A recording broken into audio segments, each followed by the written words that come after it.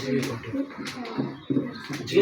V Patil sir ಅವರೇ, ಎಲ್ಲ ಗಣ್ಯಮಾನ್ಯರೇ, ಮುಖ್ಯವಾಗಿ ಈ ಒಂದು ಕಾರ್ಯಕ್ರಮದ ಕೇಂದ್ರ ಬಿಂದುಗಳಾದಂಥ ನಮ್ಮ ನೆಚ್ಚಿನ ಗುರುಗಳಾದಂಥ ಶ್ರೀ AF ಗುರುಗಳವರೇ, ಇರ್ಗಾರ್ ಗುರುಗಳವರೇ, ಹಾಗೂ ಇಲ್ಲಿ ನೆರೆದಿರುವಂತಹ ನಮ್ಮ ಹಳೆಯ ಅವರ ಕೈಯಲ್ಲಿ ಕಲಿತಂಥ ಎಲ್ಲ ವಿದ್ಯಾರ್ಥಿ ಬಳಗದವರೇ, ಹಾಗೂ ಈ ಓಣಿಯ ಗುರು ಹಿರಿಯರೇ ಮತ್ತು ಅವರ ಕುಟುಂಬಸ್ಥರೇ.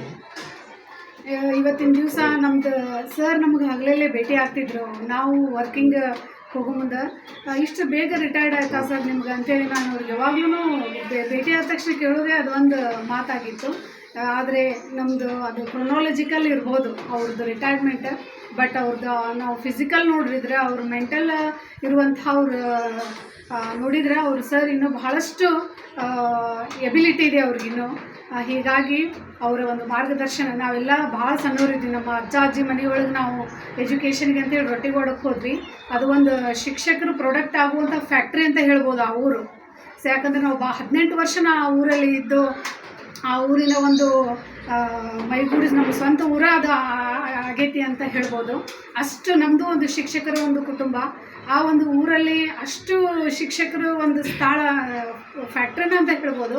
ಅಂಥ ಎಲ್ಲ ಫ್ಯಾಕ್ಟ್ರಿ ಓನರ್ ನಮ್ಮ ಗುರುಗಳು ಇರ್ಗಾರ್ ಸರ್ ಅಂತ ಹೇಳ್ಬೋದು. ನಾವೆಲ್ಲ ಸಣ್ಣ ಪ್ರೈಮರಿ ಸ್ಕೂಲಲ್ಲಿ ಸಣ್ಣ ಮಕ್ಕಳಿದ್ವಿ. ಆ ಒಂದು ಇದ್ರೊಳಗೆ ನಮಗಿನ್ನೂ ಎಜುಕೇಷನ್ ಅಂದರೆ ಏನು, ಶಾಲೆಗೆ ಹೋಗೋದಂದ್ರೆ ಏನು, ಇದೆಲ್ಲ ನಮ್ಗೆ ಮನೆಯೊಳಗೆ ಹೇಳ್ತಿದ್ರು ಅಂತ ನಾವು ಹೋಗ್ತಿದ್ವಿ. ಬಟ್ ಶಾಲೆ ಒಳಗೆ ಅವರಲ್ಲಿರುವಂಥ ಶಿಸ್ತು, ಇನ್ನೂ ವರ್ಕ್ ಬಿಲ್ಡಿಂಗ್ ಸಹಿತ ಕನ್ಸ್ಟ್ರಕ್ಷನ್ ಇರಲಿಲ್ಲ. ನಾವು ಪ್ರೈಮರಿಯಲ್ಲಿದ್ದಾಗ ಒಂದು ಗಂಡು ಮಕ್ಕಳ ಶಾಲೆ ಅನ್ನುವಂಥದ್ದು ಒಂದು ಇತ್ತು, ಮತ್ತು ಈ ಕಡೆ ಎದುರಿಗೇ ಹೆಣ್ಣು ಮಕ್ಕಳ ಶಾಲೆ ರೆಡಿ ಆಗ್ತಾ ಇತ್ತು. ನಾವಿನ್ನೂ ಅಲ್ಲಿ ಆ ಬಿಲ್ಡಿಂಗಲ್ಲಿ ಕಲ್ತಿರ್ಲಿಲ್ಲ. ಅದೇ ತಾನೇ ಒಂದು ಸೇವೆಗೆ ಸೇರಿಕೊಂಡ್ರು ಸರ್ ಅವರು ಒಂದು ಕೈಯಲ್ಲಿ ನಾವು ಬಹಳಷ್ಟು ಶಿಸ್ತಿನ ವ್ಯಕ್ತಿಗಳು, ಮತ್ತು ಅವರು ಎಲ್ಲ ಆಲ್ರೌಂಡರ್ ಸರ್. ಒಂದೇ ಸಬ್ಜೆಕ್ಟನ್ನು ಹೇಳಬೇಕು ಅನ್ನುವಂಥದ್ದು ಇರಲಿಲ್ಲ ಅವ್ರಿಗೆ. ಎಲ್ಲ ಸಬ್ಜೆಕ್ಟಲ್ಲೂ ಸ್ಕೌಟು, ಗೈಡ್ಸ್, ಹೆಣ್ಮಕ್ಳಿಗೆ ಗೈಡ್ಸ್ ಅನ್ನೋದು ಬಹಳಷ್ಟು ಅವಾಗಿನ ಕಾಲದೊಳಗನ ಸರ್ ಅದನ್ನೆಲ್ಲ ಕಾನ್ಸೆಪ್ಟ್ಗಳನ್ನು ಕೊಡ್ತಿದ್ರು, ಸ್ಪೋರ್ಟ್ಸಿಗೆ ಕರ್ಕೊಂಡು ಹೋಗ್ತಿದ್ರು. ಬಟ್ ಆಲ್ರೌಂಡರ್ ತಾವು ಹೆಂಗಿದ್ರೋ ಹಾಗೆ ನಮ್ಮ ಶಿಷ್ಯಂದರ ಬಳಗವನ್ನು ಅವರು ತಯಾರು ಮಾಡಿದರು. ಇವತ್ತು ನಾವು MA MEd ಕ್ವಾಲಿಫಿಕೇಷನ್ ತೊಗೋಬೇಕಂತಂದ್ರೆ ಅಂಥ ಒಂದು ಸರ್ ಮಾರ್ಗದರ್ಶನದಿಂದನೇ ನಾವು ಇಷ್ಟು ಒಂದು ವಿದ್ಯೆಯಲ್ಲಿ ಮತ್ತು ನಮ್ಮ ಇಲಾಖೆ ಎಜುಕೇಷನ್ ಡಿಪಾರ್ಟ್ಮೆಂಟಲ್ಲಿ ಸಾಕಷ್ಟು ನಾವು ಅವರ ಒಂದು ಮಾರ್ಗದರ್ಶನದೊಳಗೆ ನಾವು ಒಂದು ಕೆಲಸವನ್ನು ನಿರ್ವಹಿಸ್ತಾ ಇದ್ದೇವೆ. ಹಾಗೂ ಸರ್ ಭಾಳ ಸಿಂಪ್ಲಿಸಿಟಿ ಅವ್ರದ್ದು. ಯಾವಾಗಲೂ ನಾವು ಅವ್ರ ಮನೆ ಮುಂದೆ ಹಾಸಿ ದೇವಸ್ಥಾನಕ್ಕೆ ಹೋಗ್ತಿದ್ವಿ. ಅವ್ರ ತಾಯಿಯವರು, ಅವ್ರ ಫ್ಯಾಮ್ಲಿ, ಪ್ರತಿಯೊಂದು ಅವ್ರ ಮನೆಯ ಕುಟುಂಬದವರು ನಮ್ಗೆ ಅಷ್ಟು ಪ್ರೀತಿ ಕಾಳಜಿ ಅವರು ತೋರಿಸುವಂತಹ ರೀತಿ. ಆಮೇಲೆ ಅವ್ರ ಶಾಲೆ ಒಳಗೂ ಅಷ್ಟೇ ಡಿಸ್ಟೆನ್ಸ್ ಯಾವಾಗಲೂ ಮೇಂಟೈನ್ ಮಾಡ್ತಿರಲಿಲ್ಲ. ಒಂದು ಮನೆಯವ್ರ ಥರ. ಈಗೆಲ್ಲ ಏನಾಗಿಬಿಟ್ಟಿದೆ ಅಂದರೆ ಒಂಥರ ಅವಾಗಿನ ಎಜುಕೇಷನ್ಗೂ ಈಗಿನ ಎಜುಕೇಷನ್ಗೂ ಬಹಳಷ್ಟು ವ್ಯತ್ಯಾಸ ಐತಿ. ಈಗ ನಾನೊಬ್ಬ ಸ್ಟೂಡೆಂಟ್ ಆಗಿನೂ ನಮ್ಮ ಶಿಕ್ಷಕರ ಅನ್ಯೋನ್ಯತೆಯನ್ನು ನಾನು ಅನುಭವಿಸಿದ್ದೇನೆ. ಈಗ ಒಬ್ಬ ಟೀಚರ್ ಆಗಿನೂ ನನ್ನ ಮುಂದೆ ಇರುವಂತಹ ವಿದ್ಯಾರ್ಥಿಗಳ ಒಂದು ಅನ್ಯೋನ್ಯತೆಯನ್ನು ನಾನು ತಿಳ್ಕೊಂಡಿದ್ದೇನೆ.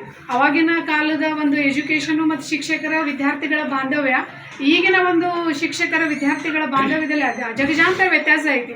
ಇವತ್ತು ಅವ್ರು ರಿಟೈರ್ಡ್ ಆದರೂ ನಾವೆಲ್ಲ ಅವ್ರ ಕೈಯಲ್ಲಿ ಕಲ್ತಿಂತ ಎಷ್ಟೋ ಸ್ಟೂಡೆಂಟ್ಸ್ ಇವತ್ತು ಅವ್ರ ಆತ್ಮೀಯವಾಗಿ ಅಭಿನಂದನೆಯನ್ನು ಸಲ್ಲಿಸಲಿಕ್ಕೆ ನಾವೆಲ್ಲರೂ ಕೂಡಿದ್ದೇವೆ. ಸ್ವತಃ ಅವ್ರ ಮನೆಯೊಳಗನ ಆ ಕಾರ್ಯಕ್ರಮ ಒಂದು ಏರ್ಪಡಿಸಿದ್ದು ಬಹಳಷ್ಟು ಖುಷಿ ಆಯಿತು ನಮಗೆ ಸರ್ದು.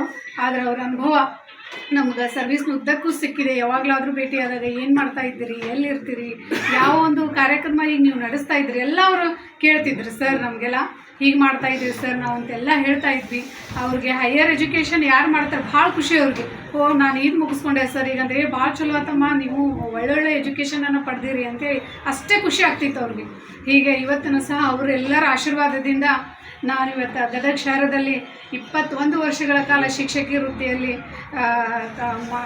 ವೃತ್ತಿಯಾಗಿ ಸೇವೆಯನ್ನು ಸಲ್ಲಿಸ್ತಾ ಇದ್ದೇನೆ. ಅವರಿಗೆ ಈಗ ನಮ್ಮ ನಬಿ ಸರ್ ಅವರು ಭಾಳಷ್ಟು ಅವ್ರ ಬಗ್ಗೆ ಎಲ್ಲ ಹೇಳಿದರು. ಅವರ ಏನು ಸಾಧನೆ, ಅವರು ಒಂದು ಹೆಂಗೆ ಅವರು ಡೇರ್ ಆ್ಯಂಡ್ ಡೆವಿಲ್ ಆಗಿ ತಮ್ಮ ಫ್ಯಾಮ್ಲಿ ಒಂದು ನಿರ್ವಹಿಸಿದ್ರು, ಹಾಗೆ ಅವರು ಪ್ರೊಫೆಷನನ್ನು ಸಹ ನಿರ್ವಹಿಸಿದ್ದಾರೆ. ನಮ್ಮೆಲ್ಲರೊಂದಿಗೂ ಅವರು ಅಷ್ಟೇ ಉತ್ತಮವಾದಂತಹ ಬಾಂಧವ್ಯ. ನಮ್ಮ ನಿಜವಾಗ್ಲೂ ಕುರಿ ಸರ್ ಅಂಥೇಳಿ ಇವರ ಸರ್ ಫ್ರೆಂಡ್ ಇದ್ದರು. ಅವರು ಮತ್ತು ಸರ್ ಅವರೆಲ್ಲ ಇರ್ತಿದ್ರು ಅಂಥೇಳಿ ನಾವು ನಿಜವಾಗ್ಲೂ ಪ್ರೈಮರಿ ಸ್ಕೂಲ್ ಮುಗಿಸಿದ್ವಿ ಏನೋ ಅಂತ ಅನಿಸ್ತಾ ಇತ್ತು. ಯಾಕಂದರೆ ಸಣ್ಣ ಹುಡುಗರು ಇದ್ದಾಗ ನಮ್ಮ ಮನೆಯೊಳಗೆ ಅಜ್ಜವ್ರು ನಮ್ಮ ಸರೇ ಇರೋದ್ರಿಂದ ಭಾಳ ಒತ್ತಾಯ ಮಾಡ್ತಿದ್ರು, ಹೋಗ್ರಿ ಕಲೀರಿ ಚಲೋತ್ನಾಗಿ ಎಜುಕೇಷನ್ ಮಾಡಿರಿ ಅಂತಿದ್ರು. ಬಟ್ ಅದ್ರದ್ದು ಕ್ಲಿಯರ್ ಕಾನ್ಸೆಪ್ಟ್ ನಮ್ಗೆ ಅಷ್ಟು ಇರಲಿಲ್ಲ. ಪ್ರೈಮರಿ ಸ್ಕೂಲಿಗೆ ಇರುವಾಗ ಅಪ್ ಟು 4th ಸರ್ ಯಾವಾಗ ಆ ಶಾಲೆಯೊಳಗೆ 95, 96ಗೆ ಬಂದರು, ಅವಾಗೆಲ್ಲ ನಾವು ಅವ್ರ ಮಾರ್ಗದರ್ಶನದೊಳಗೆ ಉತ್ತಮ ಒಂದು ಎಜುಕೇಷನನ್ನು ಪಡೆದು ಇವತ್ತು ನಾವು ಒಂದು ಸಣ್ಣ ಪುಟ್ಟ ಒಂದು ಇದರೊಳಗೆ ತೊಡಗ್ತಾ ಇರ್ತೀವಿ, ಸಕ್ರಿಯವಾಗಿ ಭಾಗವಹಿಸ್ತಾ ಇರ್ತೀವಿ. ಅಂಥ ಒಂದು ಶಿಕ್ಷಕರ ಮಾರ್ಗದರ್ಶನ ನಮ್ಗೆ ಸದಾ ಇರಬೇಕು. ಇನ್ನೊಂದು ನಾ ಕವನದ ಮುಖಾಂತರ ಅವರಿಗೆ ಇವತ್ತು ಕವನವನ್ನು ಡೆಡಿಕೇಶನ್ ಮಾಡ್ತಾ ಇದ್ದೀನಿ ನನ್ನ ಒಂದು ವತಿಯಿಂದ ಅಂತ ಹೇಳಿಬಿಟ್ಟು, ಈ ಒಂದು ರಿಟೈರ್ಮೆಂಟ್ ಲೈಫ್ ಸರ್ದೇನಿದೆಯಲ್ಲ, ಅವರು ಉತ್ತಮವಾದಂತಹ ರಿಟೈರ್ಮೆಂಟ್ ಲೈಫ್ ಕಳೀಲಿ, ಉತ್ತಮವಾಗಿ ಅವರ ಆರೋಗ್ಯ ಭಾಗ್ಯ ಸಿರಿ ಸಂಪತ್ತನ್ನು ಆ ಗ್ರಾಮ ದೇವತೆ, ರೊಟ್ಟಿಗೋಡದ ಗ್ರಾಮ ದೇವತೆ ಬಹಳಷ್ಟು ಶಕ್ತಿ ಉಳ್ಳಂತಹ ಗ್ರಾಮ ದೇವತೆ, ಅವರು ಅಷ್ಟು ಪ್ರಭಾವ ಅವ್ರದ್ದಿದೆ. ಅಂಥ ಗ್ರಾಮ ದೇವತೆಯಲ್ಲಿ ಇವತ್ತು ನಾವೆಲ್ಲರೂ ಸೇರಿ ಕೇಳ್ಕೊಳ್ಳೋದಿಷ್ಟೇ, ಅವರ ಆರೋಗ್ಯ ಭಾಗ್ಯ ಇನ್ನೂ ಹೆಚ್ಚು ಹೆಚ್ಚು ಅವರ ಕುಟುಂಬಸ್ಥರಿಗೆ ಅವ್ರಿಗೆ ಸಿಗಲಿ ಅಂತ ಹೇಳಿ ನಿಮ್ಮೆಲ್ಲರ ಪರವಾಗಿ ಕೇಳ್ಕೊಂಡ್ಬಿಟ್ಟು ಸರ್ಗೆ ಒಂದು ಅಭಿನಂದನೆಯ ಕವನ. ಅಭಿನಂದನೆ. ನನ್ನ ಕವನದ ಹೆಸರು ಅಭಿನಂದನೆ. ಬೋಧನೆಯುದ್ದಕ್ಕೂ ಇರುತ್ತಿತ್ತು ಎತ್ತರದ ಹುಮ್ಮಸ್ಸು, ಗಿರಿಯಷ್ಟು ಅರಿವುಗಳ ಮೊತ್ತ, ನಿಂತರೆ ಧ್ವನಿಗೆ ದಣಿವಿಲ್ಲ. ಸ್ವಯಂ ಸಂಪಾದನೆ, ಬಂದ ಗೌರವ, ಶುದ್ಧ ಸ್ಥಳೀಯ ಸ್ವಭಾವ, ಕಟ್ಟುತ್ತಿದ್ದೀರಿ ಮಕ್ಕಳ ಮನಗಳಲ್ಲಿ ಗಟ್ಟಿನಗೆ ಸದನ. ಸ್ವಂತ ಹಾದಿ ತಾನೇ ನಡೆದು ಧನ್ಯತೆ ಪಡೆಯುವಂತೆ ಹೊಳೆ, ಇದ್ದುದನ್ನು ಇದ್ದಂತೆ ಹೇಳುವುದೇ ಅಭಿಮಾನದ ಸರಕು.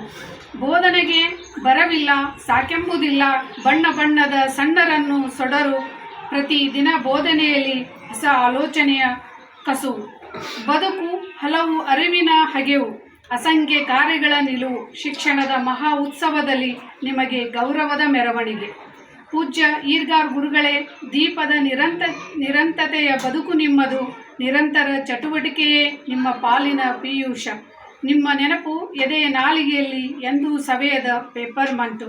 ನಿಮ್ಮ ಬೋಧನೆಯು ಮೆಜೆಸ್ಟಿಕ್ ಸರ್, ಅಮೇಜಿಂಗ್ ಆಗಿರುತ್ತಿತ್ತು. ನೀವೇ ರೋಲ್ ಮಾಡೆಲ್. ನಮಗೆ ಗೌರವದ ಅಭಿನಂದನೆಗಳು.